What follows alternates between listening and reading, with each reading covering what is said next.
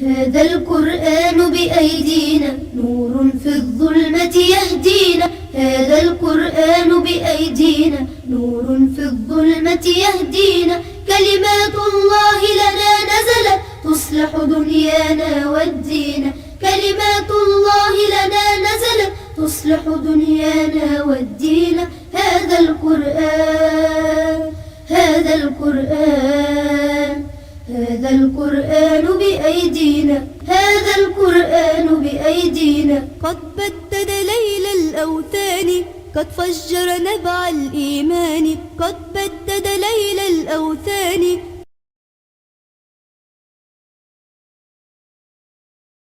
بسم الله الرحمن الرحيم. الحمد لله رب العالمين، وأشهد أن لا إله إلا الله وحده لا شريك له، وأشهد أن محمدا عبد الله ورسوله صلى الله عليه وعلى آله وصحبه وسلم تسليما كثيرا. أما بعد، سنة تبي سبنا لجل كلو أمي أو بلا جنفوني السلامك فوليكاي نودي السلام عليكم ورحمة الله وبركاته. كانيني مسألة في ألا كانين أو بسكون نورياني القرآن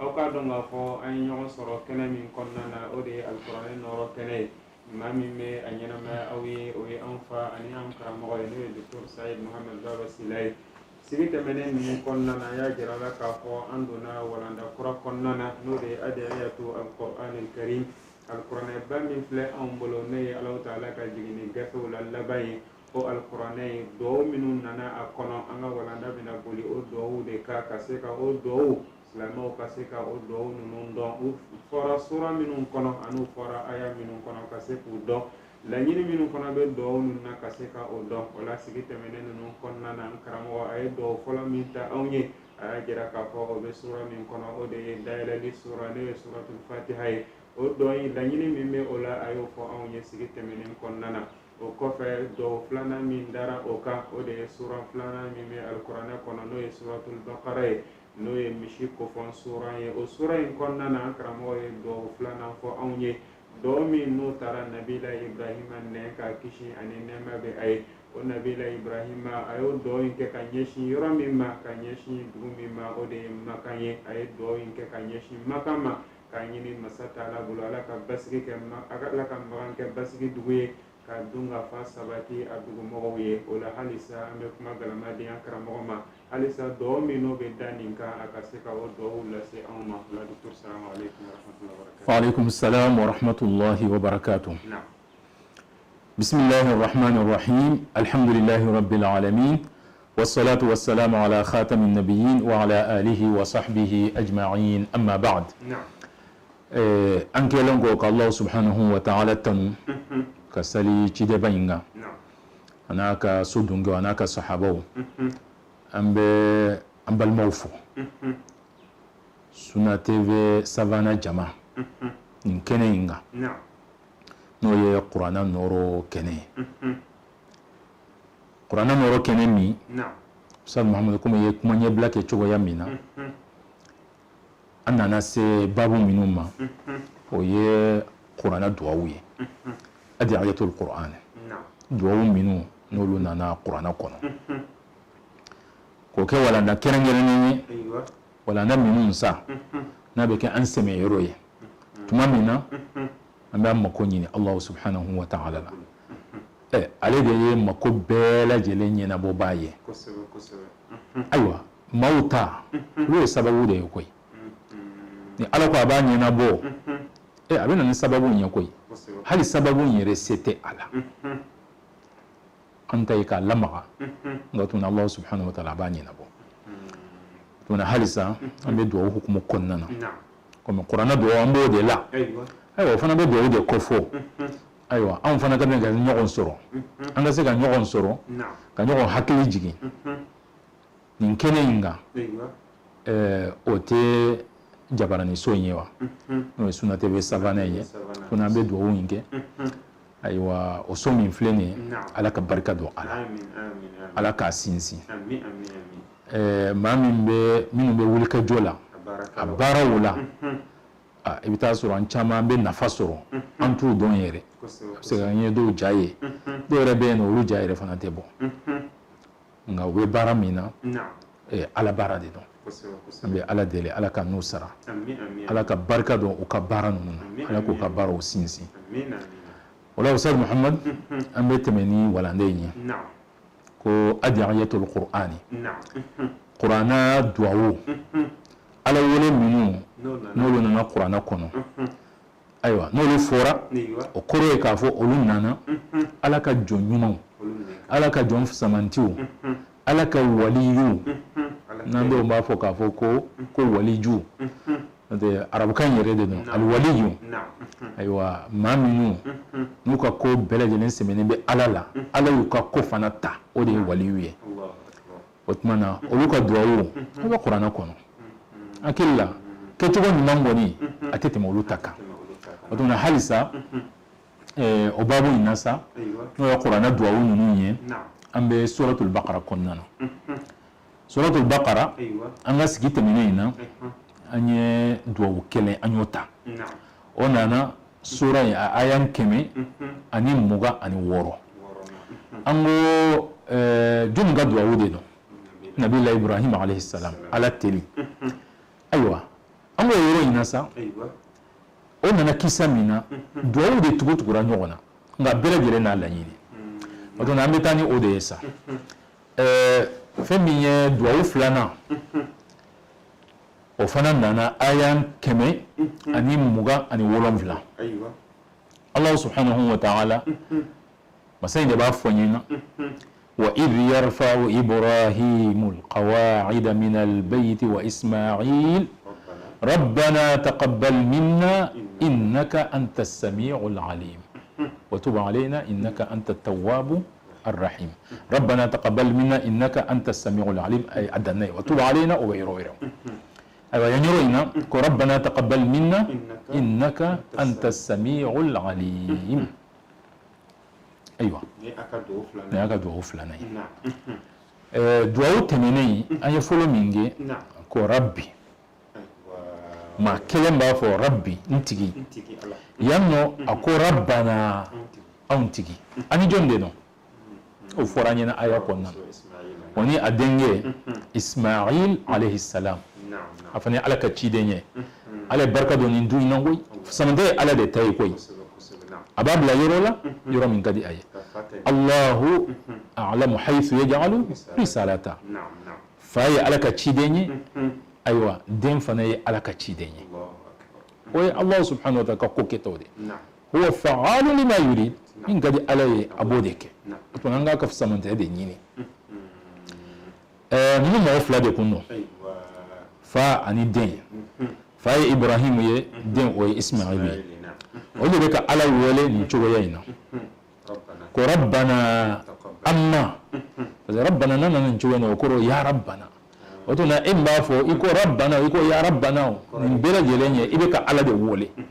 yamma yantigi taqabbal minna innaka anta as-sami'ul alim ikam minenike awnye ede ye meni masaye ede ye doni masai ni de duawiye aywa ango duawu minu ye foroba duawiye foroba ko re fenyu menye aywa fm be ala nyini ibta soro imako bola odoyni Allah ibe ka minge ka fo ala kamine olukum ka munde bara aha olukum ka munde bara aya indamne o de fora o idmi hukumeka alikaba decho wa idh yarfa'u ibrahimu alqawa'ida min albayti wa isma'il hukumeka alikaba decho aywa alkaba Allah subhanahu wa ta'ala ibrahim nyamaria ka fo aka alikaba jo ko samantiya ko ke aliye ani aden note asakumbe Allah subhanahu wa ta'ala alaminga ko إنما أمره إذا أراد شيئا أن يقول له كن فيكون كسنك فوسوين كسنك كينو أيوة أكاك اللولوني مرجاني والمسان والمورجي وسيكون بألي الله سبحانه وتعالى أيه أبو نيادي دودما أبو نيادي توفنا ونطو آدم وديونا ها آدم وديونا بيفن سورة سبو عليه أجو وكوفي الله دولي فنا آدم وديونا فنا بين أوديك no da se kun be ala ye ka adamadenw sembo nin bɛɛ lajɛlen na a bɛ sina k'a fɔ kun fayakun a bɛ jɔ ayiwa a ladɔli fana maa ka ko tɛ a y'o kɛ fɛn wɛrɛw la a ka dan fɛn wɛrɛw la fɛn min sankaba min filɛ nin ye an sanfɛ a y'o dan o cogoya in na bɛgayir amadin ko bariman t'a kɔrɔ tuloman t'a kɔrɔ yali aw adamadenw anw bɛ ɲɔgɔn fara ɲɔgɔn kan don dɔ la k'a fɔ sanfɛla yɔrɔ dɔ filɛ nin ye o tiɲɛna an ka to entretien kɛ wa ayiwa o tɛ yen nɔ o tuma ale de y'a dan o cogoya in na ka tila ka fɛn min ye a tangani fana o b'ale de bolo nka ni samantiya a y'o di ayiwa adamadenw ma ko kɛrɛnkɛrɛnni ibrahima alayhi salam o kɔfɛ maa wɛrɛ fana bɛ bɔ a nɔ ma sabu hali ka taa bila fo bi la i bɛ taa sɔrɔ maa dɔw bɛ ka alikaba sɔnyi k'a ladɔn min ta ye ka seniya min ta ye ka fini don a la ayiwa min ta ye ka sumanjalan don a la o tuma na ni bɛɛ lajɛlen ye alikaba in ladɔnni ye o tuma na ala ye o babu dayɛlɛ ni ale ye o tuma ibrahima alayhi salam ani a denkɛ ismail u bɛ ka alikaba jɔ ala y'u yamaruya komi kisa in ka jan tuma min na a nana ni ismail a n'a ba ye an delila k'o fɔ kisa dɔw la ayiwa n'a bamuso ye hajara ye ka n'u bila maka o tuma na ala ye kabako bɔ n'o ye zamzam ji in poyira maka yen nɔ k'a sɔrɔ yɔrɔ min de dɔn maka ye yɔrɔ jalan de ye a bɛ kulu jalanw de ni ɲɔgɔn cɛ n'an ko kulu jalan o k'a fɔ kulu jalanw yɛrɛ de don sabu an ka kulu ninnu n'i y'a lajɛ n'i ye kuluba ninnu lajɛ ou bien an ka kulu ninnu e ɲɛ b'a la san filɛ waati min na yiriw ni binw falennen bɛ a la n'i taara a ye se ka taa yuguba waati dɔ la bɔgɔ bɛ yan kulu bɛ yan i bɛ taa sɔrɔ o kulu ninnu ye kulu jalanw de ye yiri foyi t'a sanfɛ a bɛ nɔrɔlen bɛ ɲɔgɔn na o tuma na hali yɔrɔ minnu kulu ni ɲɔgɔn cɛ ayiwa i mana sen don dɔrɔn i bɛ se kulu de ma kulu min ye hata yɛrɛ ye o tuma na o yɔrɔ in na ji poyira o yɔrɔ in de la o kɛra ala ka kabako de ye n'o ye zamzam ji in ye ji min n'a ɲɔgɔn wɛrɛ tɛ dugukolo in kan mɔgɔ bɛ se ka ji dɔw kɔni kɛ ka ko dɔw dilan u yɛrɛ ni ɲɔgɔn cɛ a bɛ nin kɛ a bɛ nin kɛ nka zamzam kɔni o ye kelen pe de ye koyi zamzam ye kelen pe de ye dugukolo in ko kan o tuma na alahu subhanahu wa taala y'o bila maka yen nɔ o kɔfɛ sa alahu subhanahu wa taala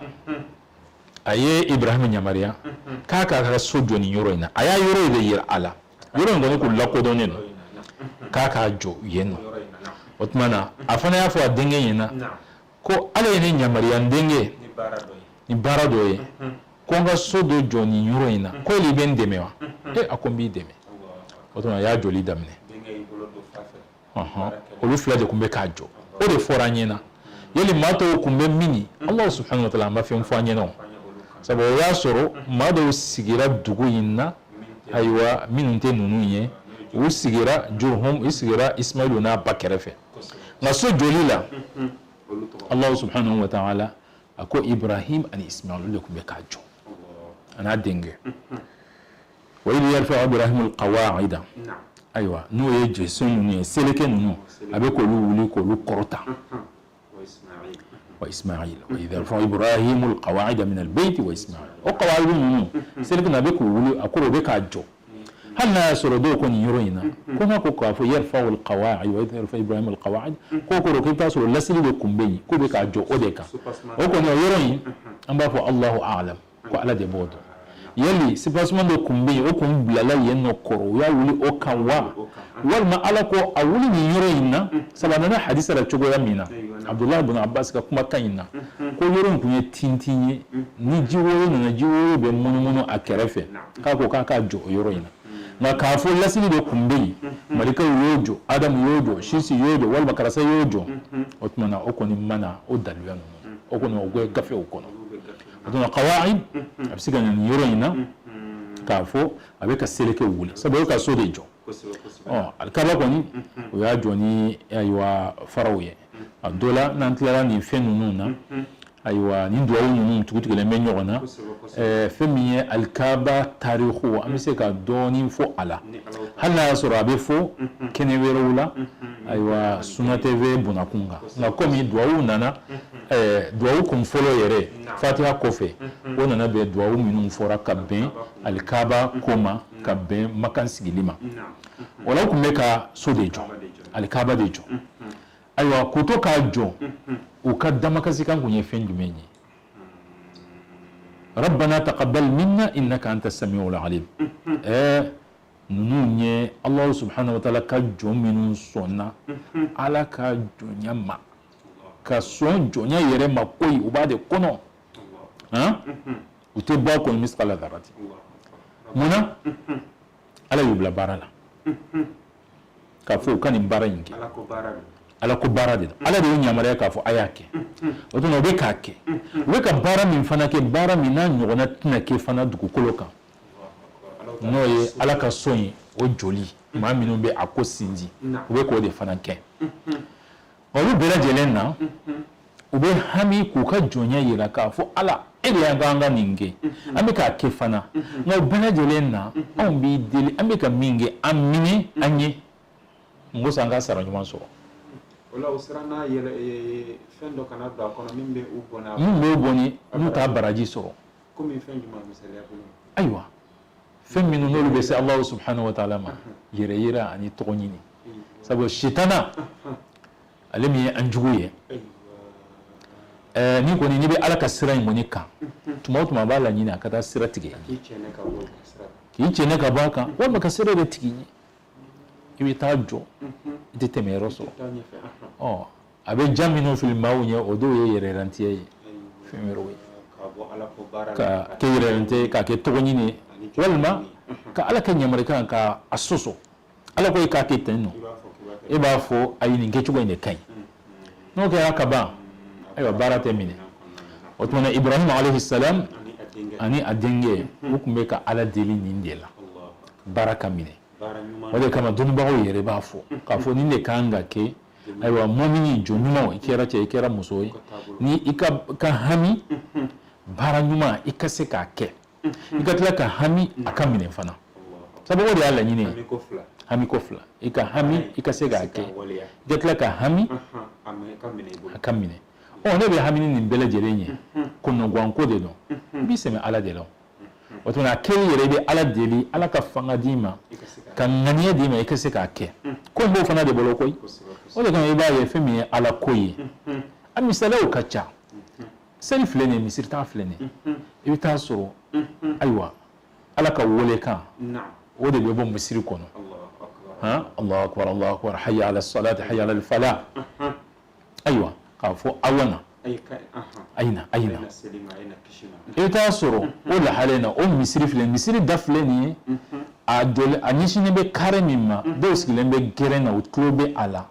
seli bɛ wele ka ban seli bɛ kɔrɔta seli bɛ kɛ u sigilen bɛ u tɛ wuli ni mɔgɔ min segin dɔ u b'a fɔ k'a fɔ i ni baraji ala k'a minɛ sabu ale ye fɛn min ye fari in kɔni sitana kɔni sɔrɔ la k'o faga a tɛna baara in kɛ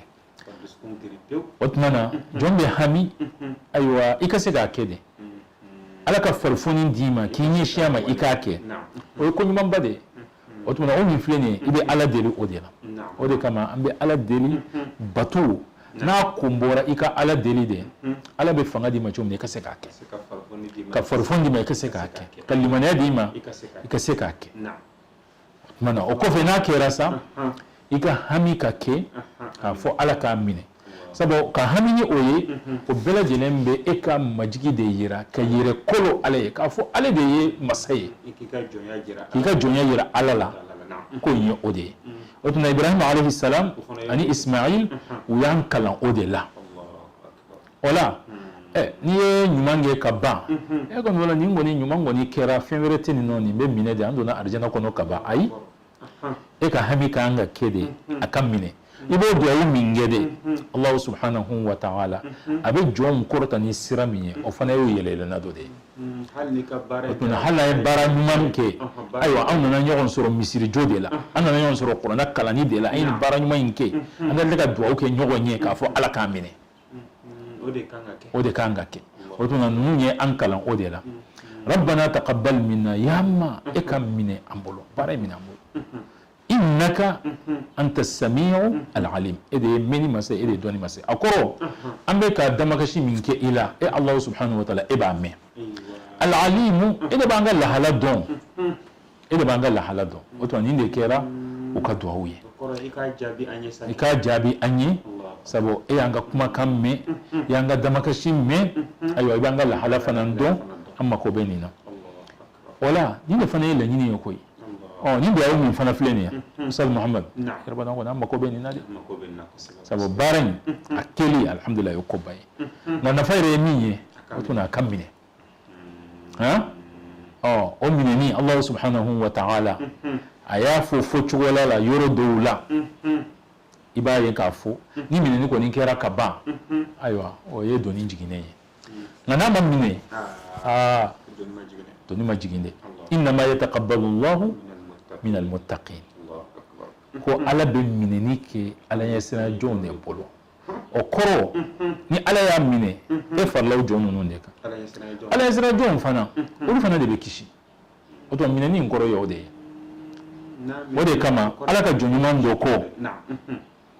ayiwa a ko ni ale ye danganiya sɔrɔ ko hali Ala ye sujudi kelen minɛ ale ye o baraji sabatira diɲɛ in kɔnɔ kɔni ko ale hakilila bɛ tigɛ a bɛ Ala deli a ka sa dɔrɔn a ka taa ka taa o nɛɛma na sabu ko Ala ko innama yataqabbalu Allahu min al-muttaqin o la o kelen min minɛna de o kɔrɔ ye k'a fɔ o minɛna Ala ye siranya de bɛ yen nɔ n'o tɛ Ala ye siranya tɛ yen a mana caya cogo o cogo a mana bonya cogo o cogo walima a ginta mana bonya cogo o cogo surtout an filɛ sisan tile min na maaw kɔni ye ko ɲani kɛ k'a fɔ n'a gintan bonyana a jama bonyana i bɛ taa sɔrɔ fɛn caman bɛ yen a gintan ni a woyow ka ca a mankanw ka ca nka i bɛ taa sɔrɔ a bɛɛ lajɛlen ye komi bariko lankolon yɛrɛ de si de tɛ bariko lankolon gudugudu min fɔ dɛ o dɔrɔn de don nafa foyi tɛ a la mɔgɔw kɔni ayiwa u bɛ ɲɔgɔn ɲini peut-être u bɛ se ka intérêt dɔw sɔrɔ diɲɛ ko ninnu na a ko ninnu kɛrɛfɛla la mais lahara Ala yɔrɔ ni Ala ye siranya tɛ yen nɔ i bɛ taa sɔrɔ foyi tɛ sɔrɔ o tuma nin ye duwawu ye an kan ka nin duwawu in kɛ alhamdulilayi i b'a ye ayiwa waati min na a bɛ fɔ k'a fɔ mɔgɔw bɛ duwawu kɛ u bɛ duwawu minnu kɛ a caman na u bɛ nin fara kan o tuma na o ka ɲi hali i b'a ye sunkalow la ayiwa n'u bɛ duwawu kɛ kunutina ɲɔgɔnna ninnu na ou bien n'a fɔra k'a fɔ an ka duwawu kɛ ayiwa duwawu laban u b'a fɔ rabbana taqabbal minna innaka anta samiul alim o tuma na o ye duwawu ye duwawu min ni Ala ka jɔn ɲuman olu ka duwawu de don o tuma na o yɔrɔ in na sa an ko nin duwawu labilalen ye i mana baara ɲuman min kɛ i bɛ se k'a kɛ o la Ustaz Muhamad o yɔrɔnin na sabu diinɛ in ko ye fɛn jumɛn ye sira filɛ nin ye a ye bɔ nin fɛ diinɛ in ko ye o de ye sira filɛ nin ye a ye bɔ nin fɛ a tɛ fɔ o ma k'a fɔ al-ittiba ka tugu a kɔ o la n'a ye nin fɔ nin yɔrɔ ninnu na ayiwa yɔrɔ min bɛ yen nɔ diinɛ in sira in maa min nana yira an na o tɛ Alakira sallallahu alaihi wa sallam n'an bɔra ale nɔra yɔrɔ o yɔrɔ k'a fɔ nin fɛn min filɛ nin ye ayiwa anw ka jate la a bɛ se ka taa nin fɛ mais ale y'a yira k'a fɔ nin de ye a sira ye an bɛ tugu o de kɔ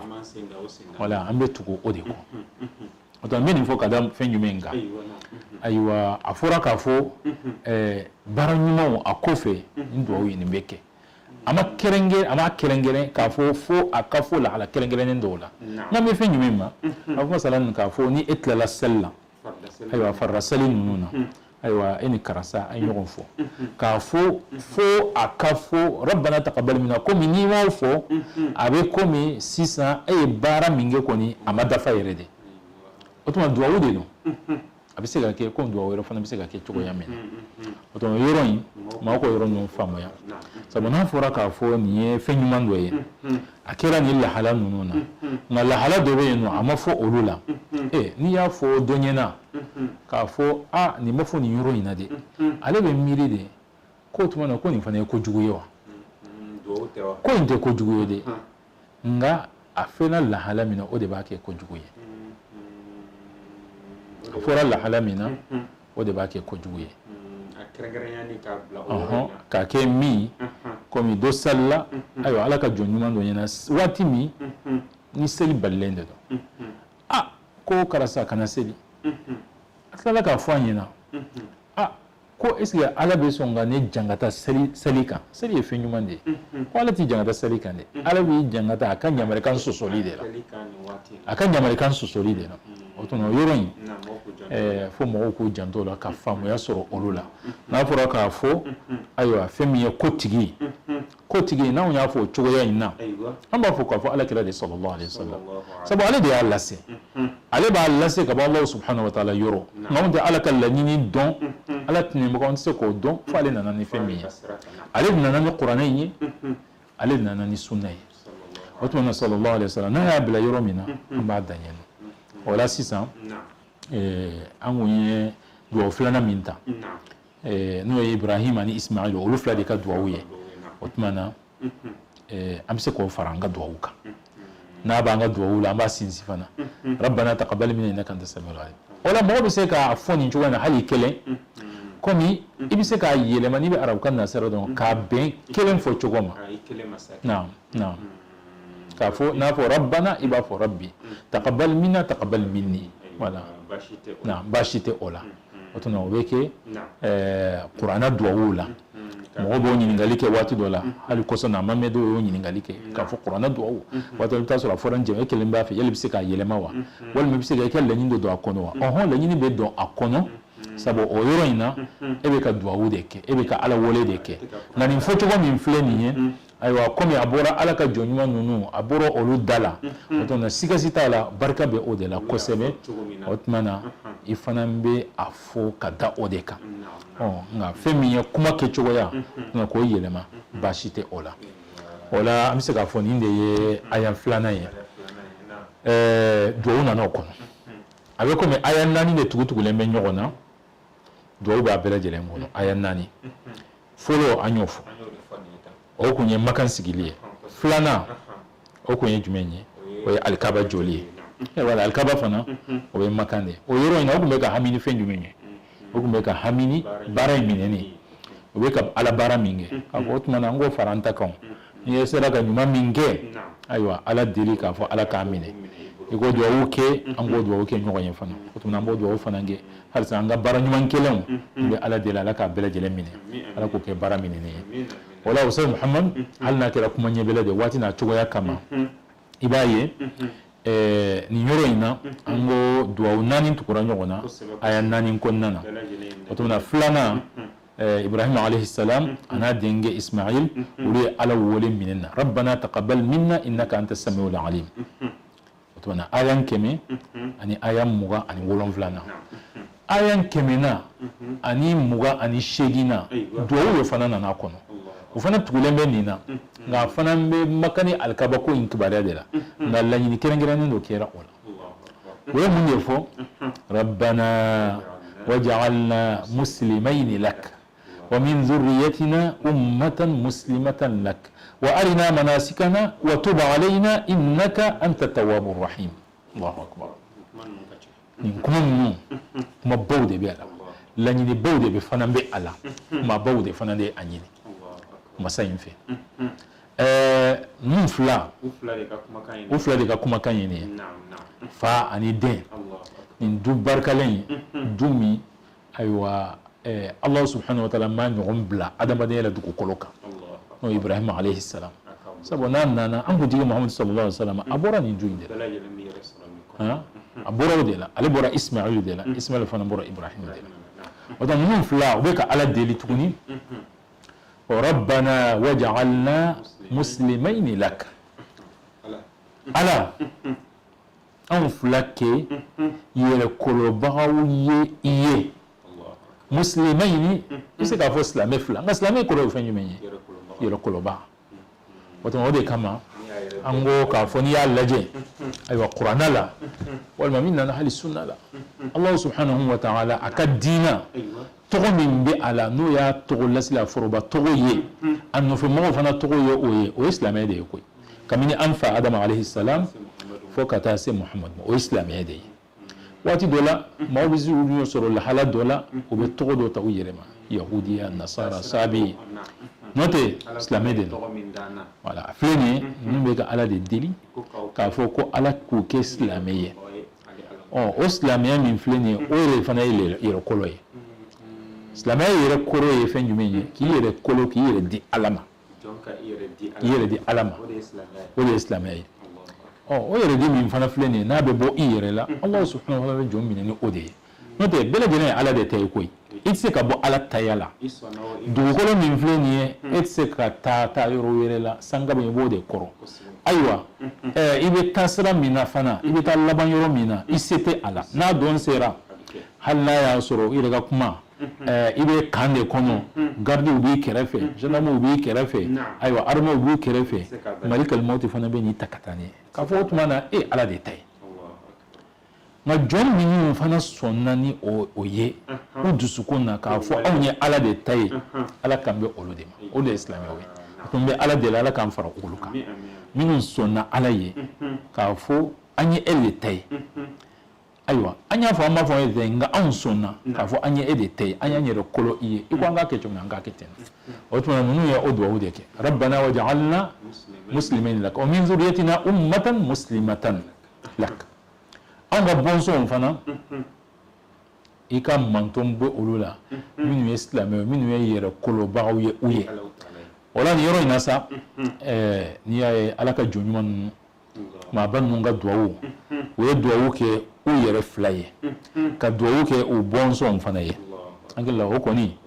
ayiwa hakilima bɛɛ lajɛlen mako bɛ nin na k'a kɛ i yɛrɛ ye ani min fana bɛ bɔn i la halisa ayiwa duwawu ninnu tɔ bɛ yen nka a bɛ jɔ nin yɔrɔnin in na dɔɔni waati ni a cogoya kan ko rabbana waj'alna muslimayni lak ko min zurriyatina ummatan muslimatan tɛ an ka se ka taa olu yɛrɛ ma tuma min na u bɛ nin duwawu in kɛ u tun tɛ silamɛw ye wa